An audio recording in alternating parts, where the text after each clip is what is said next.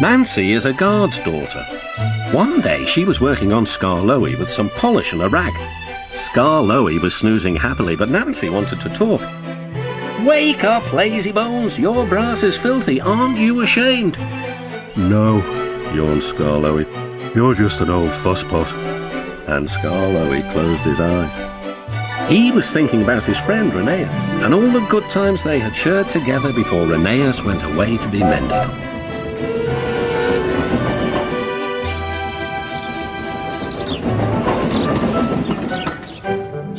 Nancy interrupted again. "Don't you want to look nice for when Rheneas comes home?" Skarloey wasn't sleepy anymore. "What? When?" "Soon, Daddy told me. I'm going now," she said. "Nancy, stop! Do I really look nice? Please, polish me again." "Now who's an old fusspot?" laughed Nancy, and set to work once more.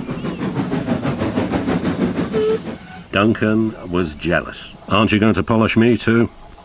"Sorry, not today. I'm going now. I'm helping the refreshment lady this afternoon. We must get the ices ready for the passengers." "Never mind, Duncan," she said.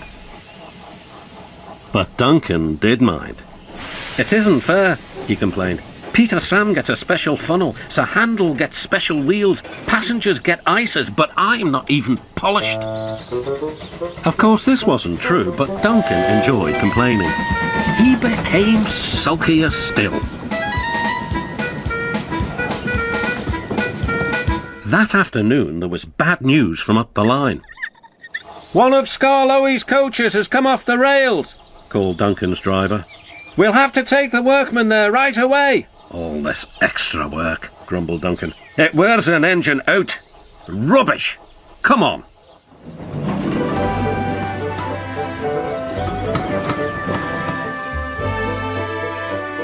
The derailed coach was in the middle of Skarloey's train, so he had gone on to the top station with his front coaches.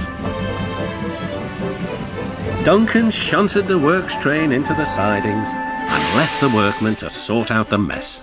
Then he brought the passengers and the rear coaches home. He sulked all the way. "I get no rest, I get no rest," he muttered. Duncan made the journey very difficult. He was short of steam, so his driver waited a while in the hope of raising more. But Duncan wouldn't try. "We'll keep our passengers waiting," said his driver. Duncan was cross. "You always think about the passengers and never about me."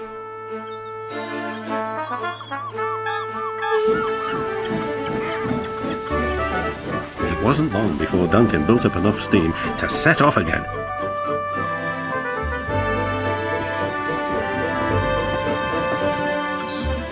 But he was still very grumpy and cross. "I'm overworked and I won't stand it."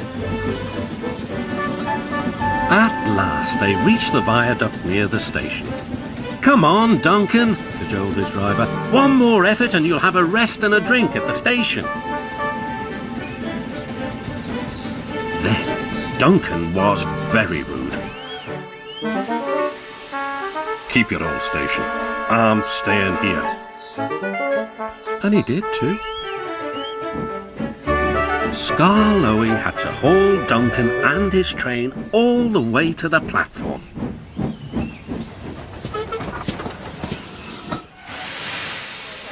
The passengers were furious. They told everyone what a bad railway it was. That night, the fat controller spoke to Duncan. "No passengers means no polish." "No polish means no passengers," Duncan muttered to himself. "He still has a lot to learn, doesn't he?"